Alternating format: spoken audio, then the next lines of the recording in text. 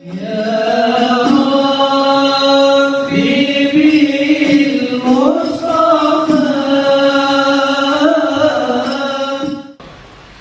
mana beliau mewarisi akhlaknya daripada kakek moyangnya ajdadih, yaitu Sayyidina Muhammad sallallahu alaihi wasallam.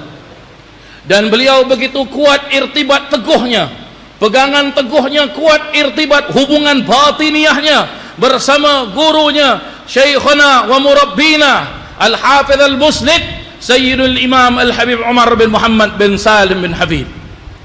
Hadirin hadirat yang dirahmati Allah, teringat saya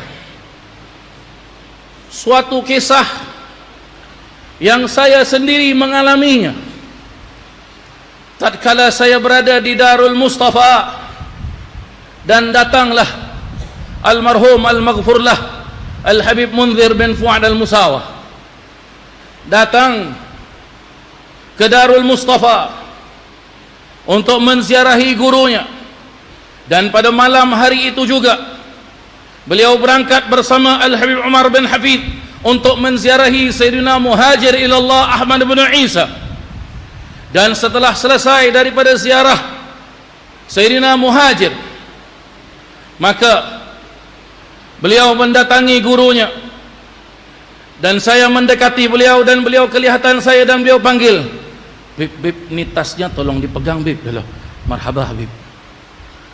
Maka saya memegang tas beliau, dan isi dalam tas itu adalah obat yang kita yang kita semua tahu, apatah lagi antum semua mengerti dan faham, yaitu tuan guru kita almarhum al-maghfurlah menghidapi sakit asma yang sangat-sangat parah.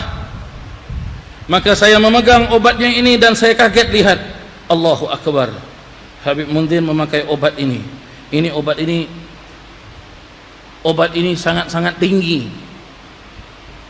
komposisinya obat ini sangat tinggi.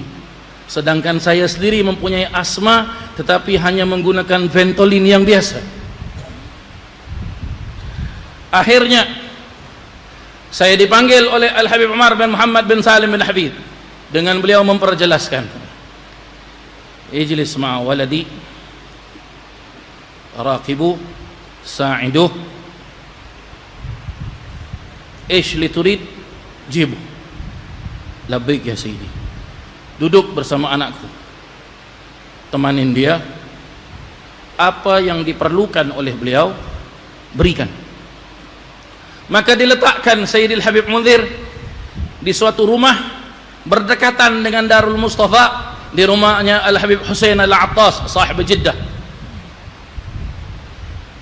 Maka pada suatu malam saya memerhatikan Habib Munzir ini aneh, sangat-sangat aneh, gharib.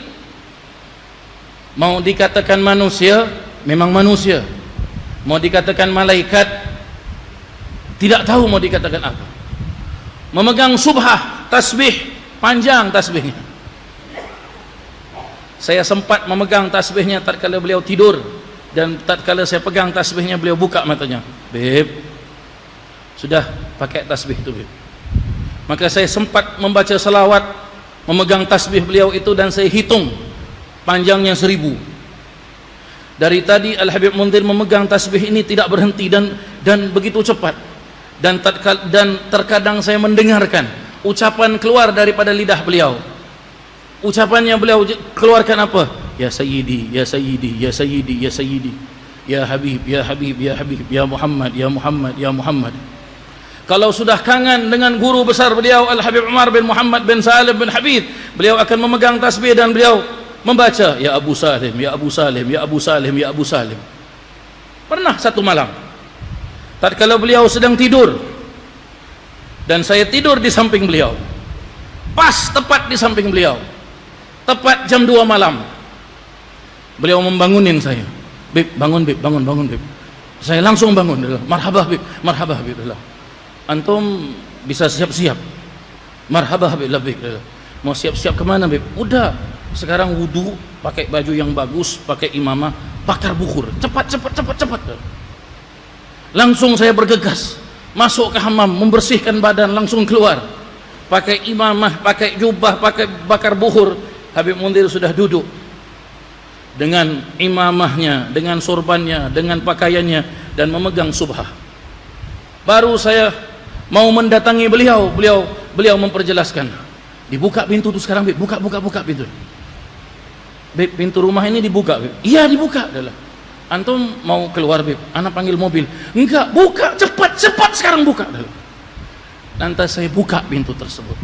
Alangkah kagetnya saya, terkejutnya saya melihat sosok tubuh guru mulia Al-Habib Umar bin Muhammad bin Salim bin Hafid ada di depan rumah. Dengan beliau memperjelaskan, Aina Munzir.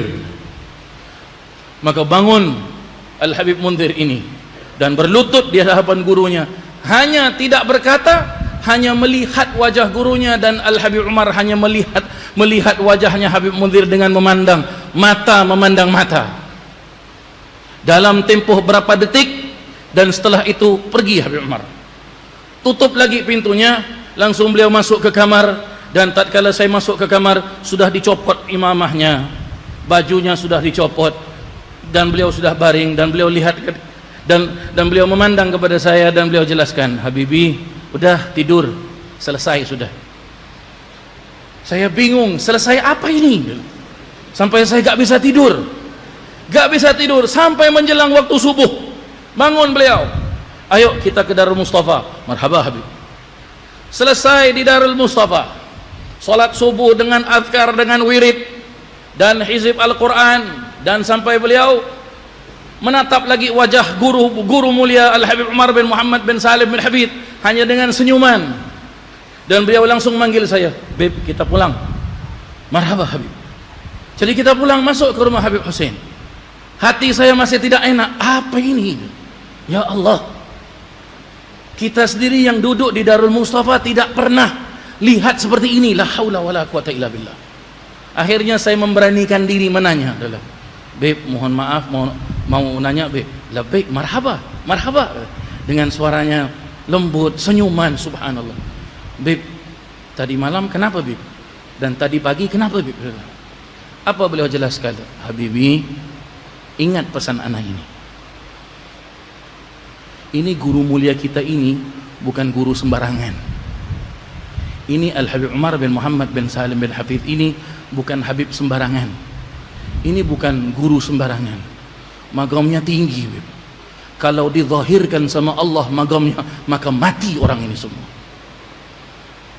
Maka beliau memperjelaskan, ingat, Bib, antum kalau sudah pulang ke Singapura, ingat, harus mempunyai irtibat yang kuat, gawi, irtibat batiniah dengan guru.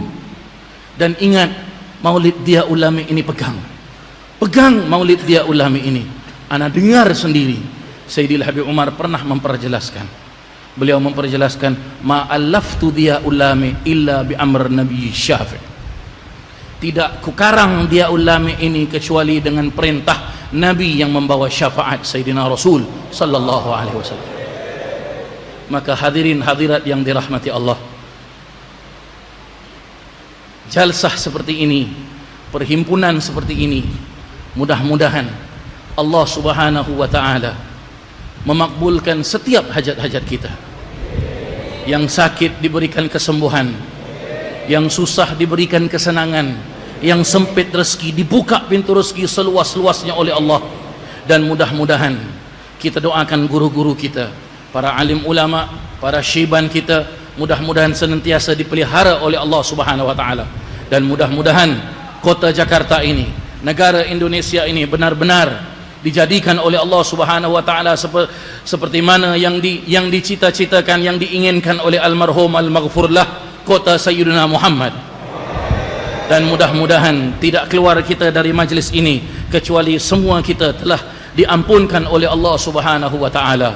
Rabbi fanfa'na bibarakatihim wahdinal husna bihurmatihim wa amitna fi tariqatihim wa mu'afatin minal fitani.